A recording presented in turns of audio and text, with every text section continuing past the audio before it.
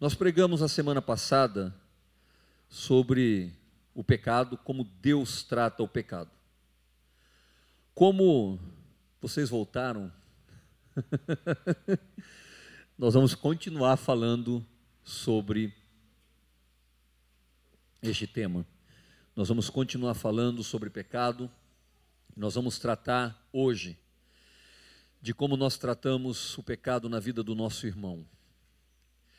Aí, na semana que vem, nós vamos falar de como tratamos o pecado nas nossas vidas. Nós vimos como Deus trata, agora vimos como nós temos que agir quando o nosso irmão peca, e nós vamos depois ver como nós temos que nos comportar diante do pecado, a nossa atitude com relação ao nosso pecado. E que Deus vai falar muito ao nosso coração. Quando o Yuri ministrou esse último cântico, porque ele vive, eu posso crer no amanhã. Por que precisamos tratar do pecado? Por que precisamos ser tão sérios com relação ao pecado? Por que não podemos brincar com o pecado? Porque nós vamos nos encontrar com ele. Porque temos uma eternidade pela frente. Porque temos uma jornada eterna com o Pai. Eu comecei a ler um livro essa semana que fala exatamente sobre isso. É um livro tremendo. Só de você começar a ler, você já fica com vontade de ir para o céu. De verdade. É assim, tremendo, tremendo. E essa vontade tem que nos motivar a nos afastar cada vez mais do pecado. Mas antes de pensar em nós precisamos pensar naquelas pessoas que caminham conosco, os nossos irmãos, pessoas que estão à nossa volta e que não estão tomando consciência da seriedade do pecado. Abram suas Bíblias em Mateus capítulo 18, versículos 15 a 18. Esse sermão eu tirei de um livro que o pastor falou assim. O autor do livro falou assim: olha, eu nunca ouvi em igreja nenhuma alguém ter coragem de pregar sobre este texto. E eu confesso para vocês que eu fiquei uns 3 meses me dando coragem para pregar sobre este texto, porque é um texto bastante intenso. Mas ao ler toda a explanação dele, eu entendi de uma maneira, numa ótica diferente, aquilo que normalmente nós temos o costume de interpretar com relação a esse texto de Mateus. Mas, além de estar na Bíblia, são palavras de Jesus. Olha só o que diz a palavra de Deus. Ora, se o teu irmão pecar contra ti, vai e repreende-o entre ti e ele só.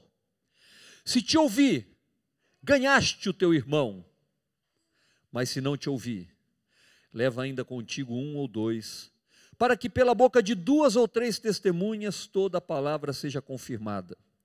E se não as escutar, dize-o à igreja.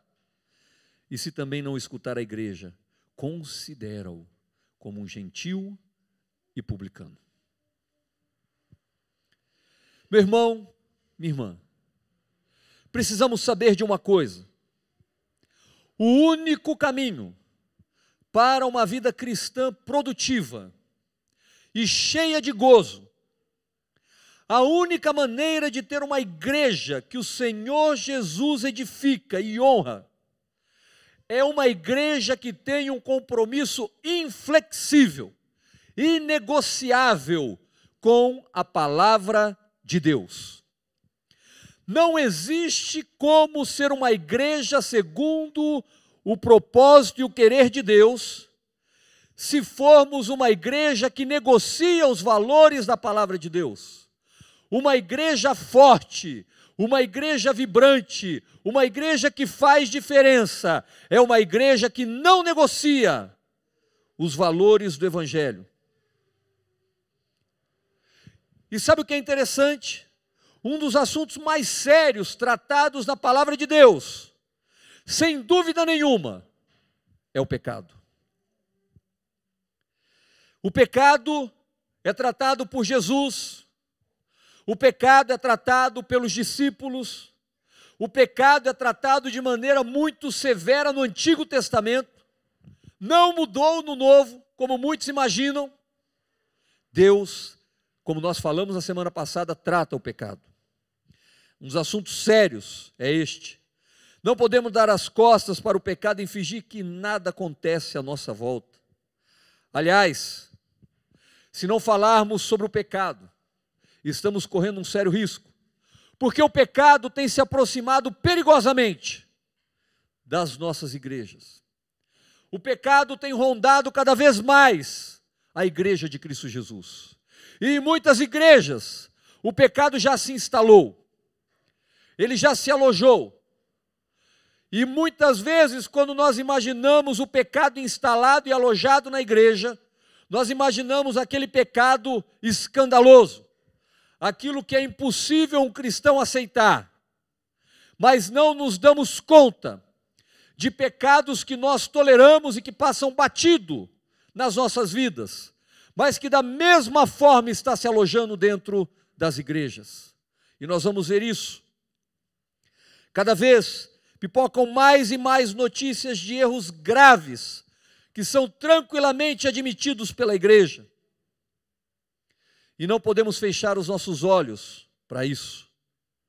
E neste texto, nós vemos nas palavras de Jesus uma preocupação em manter uma igreja santa, pura e perfeita. Mas note bem o contexto desse texto. Talvez, se você não atentar para o contexto, você não entende o texto. Olha só como começa essa conversa. No começo do capítulo 18, diz assim: naquela mesma hora chegaram os discípulos ao pé de Jesus, dizendo: quem é o maior no reino dos céus? Interessante, né? Não tem nada a ver o que Jesus vai falar, mas Jesus, ele faz o seguinte: chama um menino, uma criança, põe no meio deles e diz: em verdade vos digo, que se não vos converterdes e não vos fizerdes como meninos, de modo algum entrareis no reino dos céus. O contexto dessas palavras tão duras de Jesus envolve uma criança que ele coloca no seu colo e começa a explanar. O contexto desse texto é a humildade do crente. O lugar é provavelmente a cidade de Cafarnaum, numa parte específica do ministério de Jesus. É bem provável que eles estejam na casa de Pedro. Jesus segura uma criança no colo, que serve como ilustração. E estava falando sobre a humildade do crente, a criança é a ilustração da humildade. E Jesus começou essa maravilhosa apresentação dizendo que todos entramos no reino dos céus como crianças. Ele está mostrando uma porta de entrada, e essa porta é a seguinte: você tem que se tornar como uma criança. Precisamos ser cuidados como crianças, precisamos ser protegidos como crianças, precisamos ser respeitados como crianças. Todo esse ensino está nos primeiros 14 versículos, antes de chegarmos no texto que nós lemos. Todo o ensinamento é este. Então, nós precisamos entender também que, como crianças, nós precisamos ser confrontados, corrigidos e restaurados. Como crianças, nós precisamos também aceitar quando pecamos, nos humilharmos e nos arrependermos. Infelizmente, muitas vezes isso só é possível com a ajuda de alguém. E é disso que Jesus fala aqui. Pessoas que não enxergam o seu pecado e precisam que alguém vá até ele e mostre o seu pecado. E esse é o grande desafio que Jesus coloca aqui. A palavra de Deus nos diz em Timóteo, 2 Timóteo capítulo 3, versículo 16, que toda a escritura é divinamente inspirada e proveitosa para ensinar, para redarguir, para corrigir e para instruir em justiça. É obra da palavra purificar a igreja do pecado e mostrar o caminho da obediência e da restauração. E a igreja continua sendo o tribunal mais elevado instituído por Deus. Sendo assim, vamos ver o plano que Jesus delineou para a igreja tratar o pecado. Em primeiro lugar, se o teu irmão pecar contra ti, vai arguí-lo entre ti e ele só. Sabe qual é o grande problema nosso? Nós tratamos do pecado do irmão com o mundo inteiro. Nós tratamos do pecado do irmão no Facebook, no WhatsApp, nas conversinhas paralelas, e é por isso que a eficácia da restauração se perde. Porque ao invés de nós nos preocuparmos em resgatar, nós estamos fazendo um trabalho para expulsar.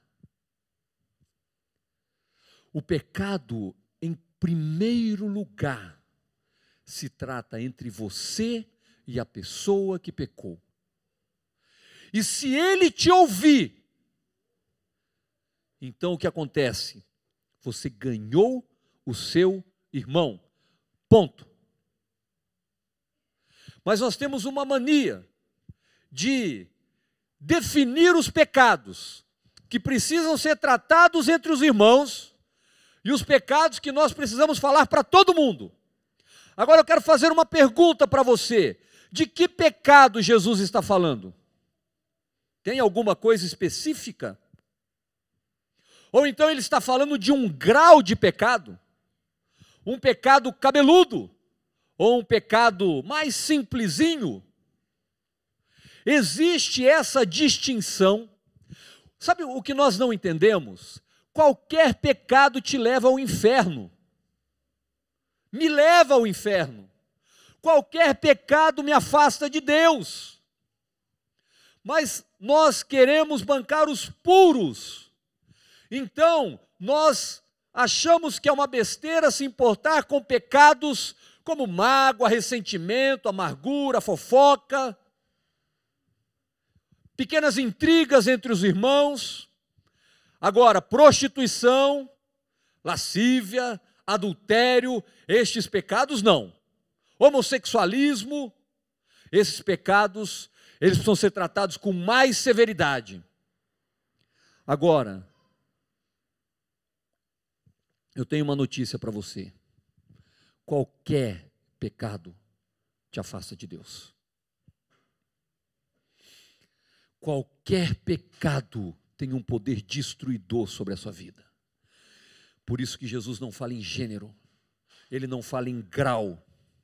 Jesus não nos diz o pecado, não nos diz em que grau, porque qualquer pecado em qualquer grau é contaminação. Uma palavra mal colocada pode causar um incêndio de proporções absurdas dentro da vida de uma igreja. Tiago fala isso. Tiago fala que talvez o pior dos pecados seja a língua. Mas nós estamos preocupados com uma falsa moralidade dentro das igrejas. E sabe o que acontece? Nós queremos tratar dos pecados que chamam a atenção, mas acabamos não nos importando com aqueles pecados que estão minando a igreja, que estão contaminando a igreja, que estão destruindo a igreja. Satanás é sagaz, e ele se disfarça em anjo de luz. Sabe para quê? Para destruir a igreja.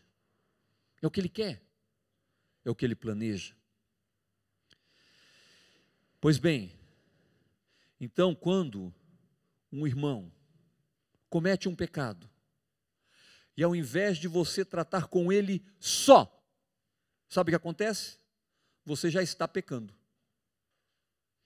Você já está praticando o pecado, porque você não está obedecendo a orientação clara da palavra de Deus.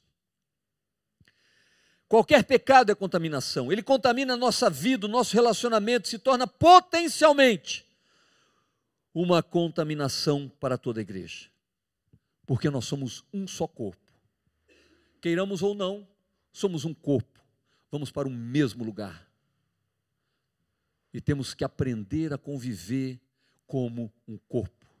E um corpo sente quando um pecado se manifesta. Você deve falar com o seu irmão em particular. No versículo 15 diz: se ele te ouvir, isso significa que ele reagiu favoravelmente, entendendo suas ações como pecado. E como resultado, Jesus disse: ganhaste o teu irmão. O propósito do confronto é ganhar o irmão. A forma verbal de ganhaste era usado para se referir a acumular riquezas. Dessa forma, o irmão restaurado é uma riqueza readquirida. Agora, eu quero que vocês entendam que quando Jesus está tratando dessa questão do pecado, ele não está falando de você pecar e você se arrepender e você voltar, mas é de você continuar na prática do pecado. Ele está dizendo daquele que, mesmo pecando, não quer mudar. Mesmo pecando, não quer ter uma atitude diferente. Mesmo pecando, não quer se arrepender. São aqueles pecados que nós não queremos ou não conseguimos abandonar. São aqueles pecados dos quais não nos arrependemos. E quando alguém cai em um pecado do qual não se arrepende, nós vamos perdendo esse irmão. Nós vamos deixando que o pecado o contamine, vamos deixando que Satanás o destrua, mas nós precisamos entender que o alvo aqui não é expor o irmão, o alvo aqui não é exaltar o pecado, mas o alvo é um só: ganhar o seu irmão. É uma luta. Nós precisamos entender que é uma batalha diária. E Satanás tem se levantado para roubar, para matar, para destruir. E a nossa função é o seguinte: é restaurar, é transformar, é ir atrás do nosso irmão. É por isso que nós temos que resgatar o nosso irmão, porque ele é valioso e o Espírito Santo de Deus habita nele. Esta é a mensagem de Jesus. Este irmão que peca é tão valioso, tão precioso, que você precisa ir atrás dele e resgatá-lo. Ele tem um valor muito grande, então você precisa lutar por ele, você precisa batalhar por ele, você precisa estender a mão na direção dele. Então, meu irmão e minha irmã, eu quero dizer uma coisa para você. Se você conhece alguém que tem pecado contra ti, ou contra a igreja, ou contra ele próprio, você precisa lutar por este irmão, você precisa ir atrás deste irmão, você precisa caminhar a segunda milha com este irmão, você precisa continuar uma batalha. Por quê? Porque só assim este irmão será transformado. Um homem chamado Campbell escreveu muitos anos atrás acerca deste texto de Mateus. Ele disse o seguinte: este texto é a grande tragédia de um homem perdido que caracteriza toda essa instrução.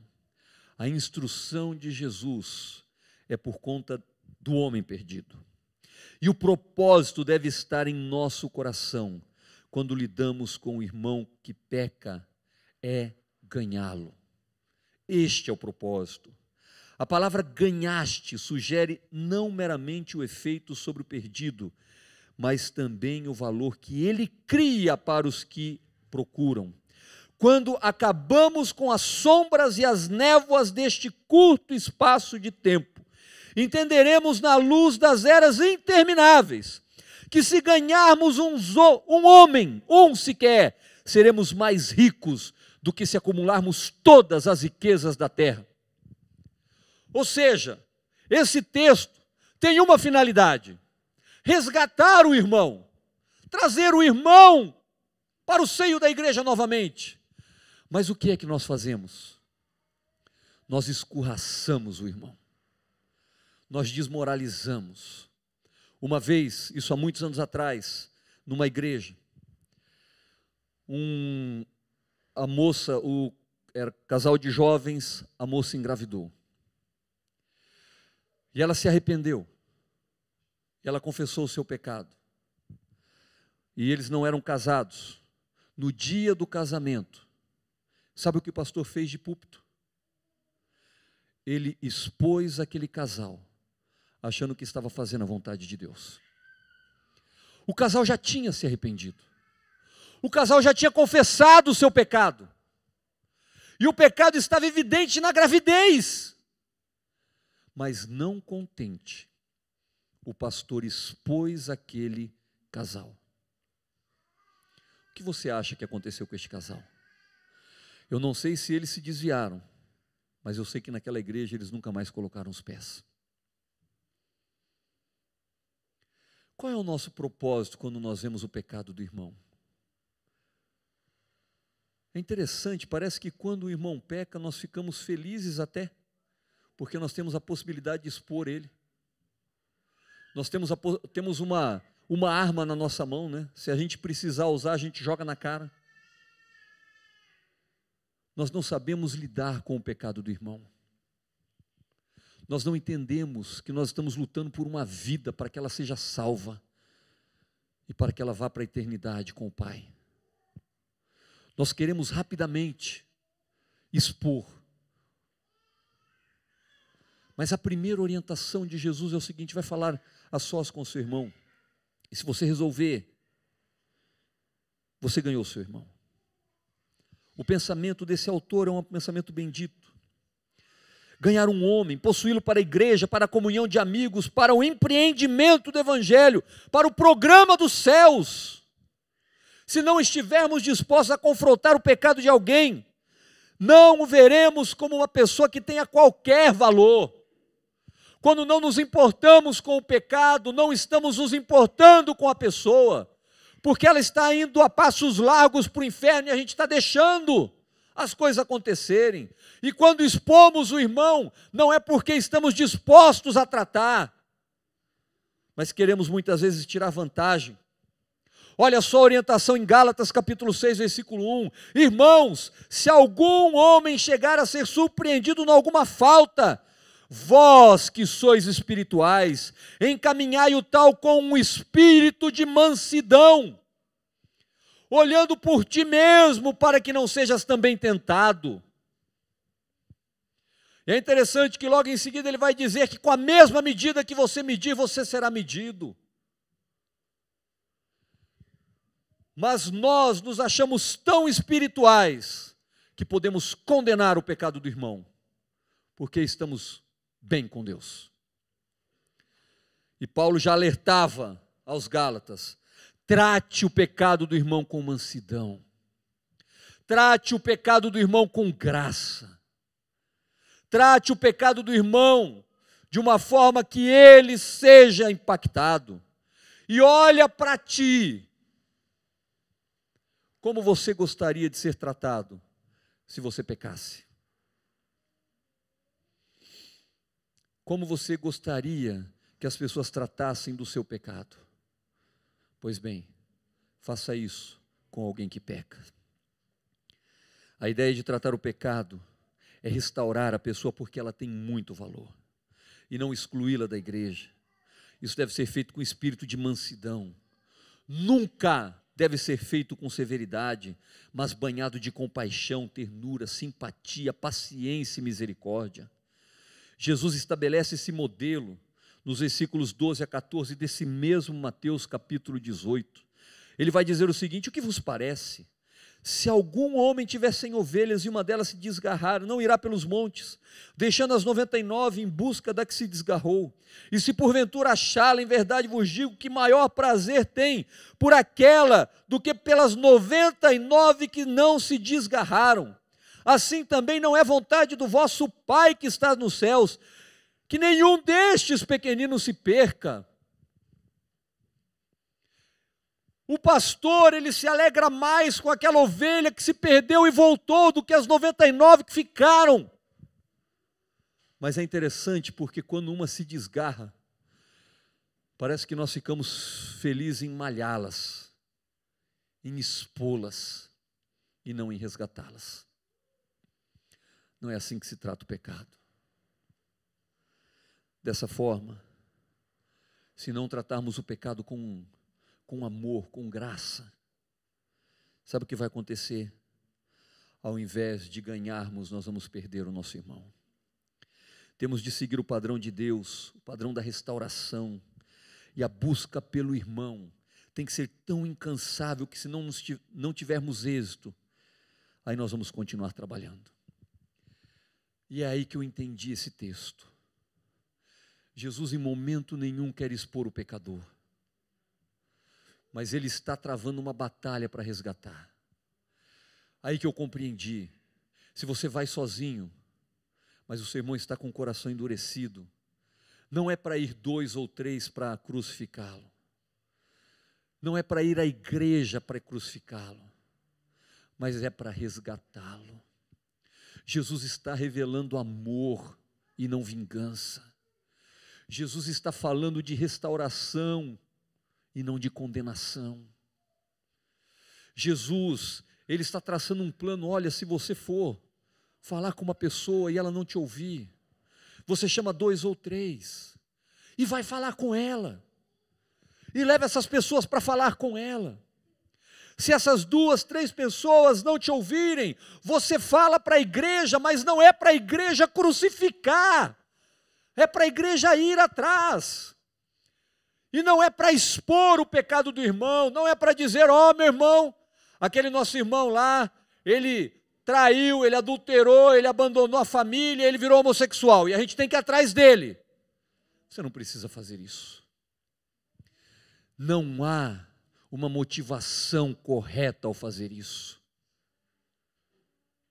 É por isso que ao invés de resgatar os irmãos que pecam, nós os afastamos. Nós os afastamos. Nós somos implacáveis. Nós somos duros demais no nosso juízo para com o nosso próximo. Enquanto Jesus está mostrando exatamente o contrário. Se ainda assim ele continuar falhando, vai em 2, vai em 3. Ele está resgatando as palavras de Deuteronômio, capítulo 17, versículo 6 e 19, versículo 5, para saber se existe alguma coisa que não está revelada, algum sentimento que está obstruído, alguma coisa que precisa vir à tona, se realmente está correto a maneira como está sendo tratado. Mas ele está dizendo, vai, porque pela boca de 2 ou 3 testemunhas a palavra será confirmada. Mas a ideia de Jesus em momento nenhum é deixar de resgatar as pessoas que estão sofrendo. Se ao ser confrontado, o crente que peca não responde, pegue 2 amigos, volte a ele, confronte-o novamente, para assegurar que toda a informação seja correta. E aí você pode ministrar. Se ele não atender 2 ou 3, porque se ele atender os 2 ou 3 e ele entender o seu pecado e se arrepender, já ganhaste o seu irmão também. Mas se ainda assim ele continuar com o coração duro, você diz para a igreja, olha, fulano está pecando e ele o seu coração não está se quebrantando, vá atrás dele, ore por ele, clame pela vida dele, na tentativa de restaurar, na tentativa de resgatar. Por que chegar a esse extremo? Por que é que Jesus chega a esse extremo? Quem quer confrontar alguma pessoa quanto ao seu pecado? Contudo, isso é uma coisa nobre, mostra que você se importa com a pessoa. Se você pode ser indiferente quando é o pecado de alguém, então você não se importa com ele. Se você realmente se importa, não pode ser indiferente ao pecado. Se você se importa, você luta por ele.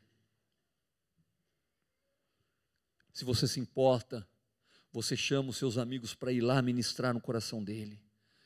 Se você se importa, você comunica até mesmo à igreja se houver necessidade, para que a igreja vá atrás dele, com um único objetivo: restaurar. Restaurar. Não expor, não envergonhar, mas restaurar. Mas infelizmente, existem casos onde nem assim as pessoas se arrependem. Mas vocês lembram que eu falei a semana passada? A igreja é lugar dos santos. A igreja é lugar dos salvos. Nós estamos gastando uma energia enorme para manter dentro das nossas igrejas os não salvos. Nós estamos fazendo um exercício descomunal para manter dentro da igreja as pessoas que não são salvas. E sabe o que nós descobrimos quando nós vamos tratar o pecado e ainda assim a pessoa se endurece? Talvez essa pessoa nunca tenha sido salva. Nós não temos como descobrir isso. Mas como disse na semana passada, nós temos que falar na igreja sobre o pecado, nós temos que falar na igreja sobre a cruz, nós temos que falar na igreja sobre a renúncia, porque quando nós pregamos sobre estes temas, só os salvos permanecem. Os que não são salvos, eles vão saindo de fininho. Quando alguém continua endurecendo o seu coração, Jesus disse: você considera ele como gentil e publicano.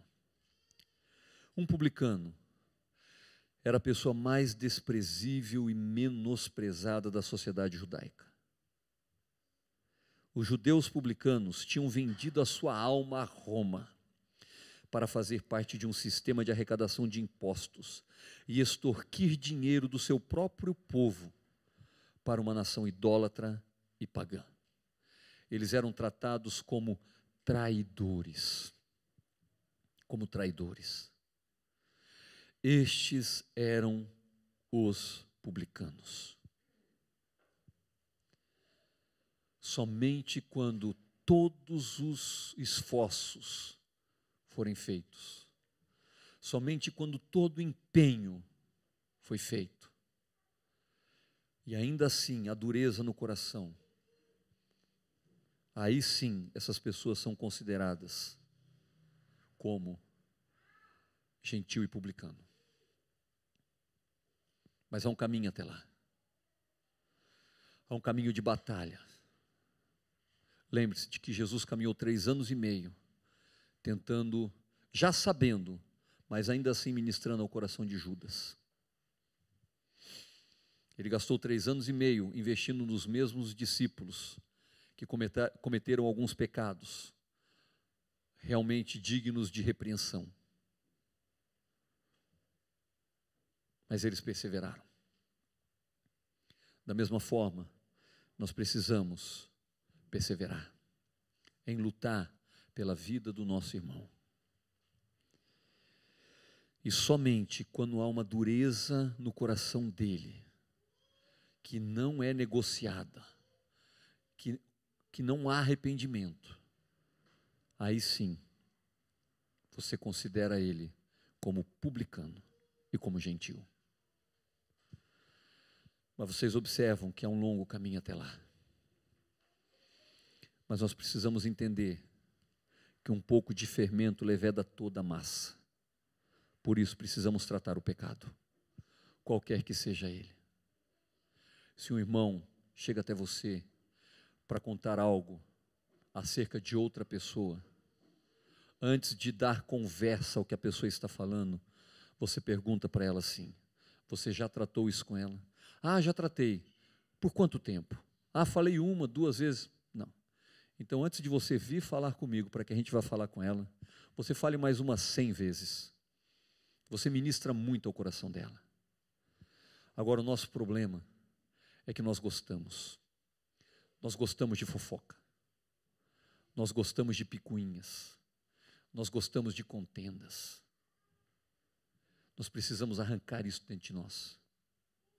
Precisamos tirar esse lixo de dentro de nós, para que sejamos igreja de verdade. Seria nobre ver as pessoas sendo restauradas do seu pecado, sem que ninguém dentro da igreja o soubesse. Mas não pensamos assim. Nós não queremos que seja assim. Nós temos prazer em tripudiar as pessoas quando elas pecam. É duro falar isso, mas esse sentimento muitas vezes está pairando nos nossos corações, e eu me incluo. Quando um pastor peca, eu não estou falando aqui em minha defesa, né, para confessar um pecado agora, mas quando um pastor peca, sabe por que que, é lógico, ele é um líder, ele é um homem de Deus, e há um peso enorme sobre a vida dele, mas na maioria das vezes, todo mundo é implacável com ele, e ele não consegue se levantar mais. Ele é desprezado, ele é humilhado, e ele é jogado literalmente na vala, sem que ninguém possa chorar com ele e tentar resgatá-lo. Quando um líder peca, nós somos capazes de massacrá-lo, mas não somos capazes de caminhar a segunda milha com ele. E nós queremos expor, queremos falar para todo mundo. Isso não é nobre. Nós já pulamos para a fase de tripudiar o irmão, de considerá-lo gentil e publicano. Não faça isso. Não faça isso. Guarde a confissão das pessoas em sigilo. Se você ganhá-lo, não precisa nem falar para mim, para o Anderson, para o Joãozinho, para os pastores. Não precisa. Você ganhou o seu irmão. Seria tremendo se vivêssemos assim. Eu quero concluir com uma história bíblica.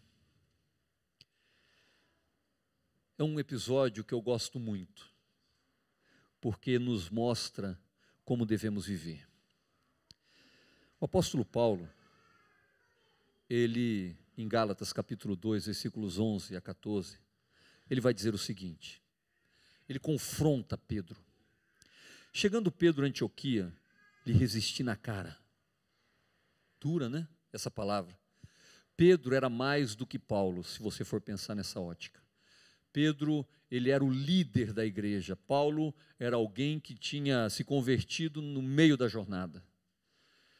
Dentro da igreja de Jerusalém, a pessoa mais proeminente era Pedro. Apesar de nós termos todas as histórias do apóstolo Paulo e as suas cartas, Paulo, ele era considerado por si mesmo o mais inferior de todos os apóstolos. Então ele vai confrontar o homem mais importante da igreja, resistindo na cara, porque era repreensível. Porque antes que alguns tivessem chegado da parte de Tiago, comia com os gentios, mas depois que chegaram se foi retirando e se apartou deles, temendo os que eram da circuncisão. E os outros judeus também dissimulavam com ele, de maneira que até Barnabé se deixou levar pela sua dissimulação. Mas quando vi que não andavam bem e direitamente, conforme a verdade do Evangelho, disse a Pedro na presença de todos: se tu, sendo judeu, vive como gentil e não como judeu, por que obrigas os gentios a viverem como judeus? O que Paulo estava dizendo, para resumir, é o seguinte: Pedro, quando estava com o gentil, era gentil, quando estava com o judeu, era judeu. E ele brigava, quando ele estava com os judeus, brigando que os gentios tinham que ser igual aos judeus. Que interessante, né? Não era adultério, não era prostituição, não era um pecado escandaloso, mas estava dissimulando a igreja. Quando você trata um pecado assim, existem dois caminhos. Ou você ganha o seu irmão, ou você o perde. É o texto que nós acabamos de ler em Mateus.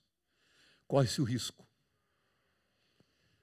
Paulo estava correndo o risco de perder a amizade de Pedro. Mas sabe por que isso não aconteceu? Porque os dois amavam a Jesus. Porque os dois serviam a Jesus. Eu quero ser confrontado pelo meu pecado. E quero ser transformado. Porque eu amo a Jesus e quero fazer a vontade dele. Eu espero que você não se importe de ser confrontado com o seu pecado e ser transformado, porque isso é um sinal de que você ama Jesus. Porque quando nós crescemos, quando nós empinamos a carroça, quando nós estufamos o peito, significa que não dependemos do amor de Jesus, mas dependemos da nossa justiça própria, que é um lixo, é um trapo de imundícia. Eles amavam a Jesus. Eles se respeitavam.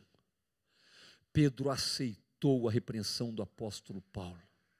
E um sinal claro e evidente disso está em 2 Pedro, capítulo 3, versículos 14 e 15, quando ele disse: por isso, amados, guardando estas coisas, procurai que deles sejais achados imaculados e irrepreensíveis em paz, e tende por salvação a longanimidade do nosso Senhor, como também o nosso amado irmão Paulo vos escreveu, segundo a sabedoria que lhe foi dada.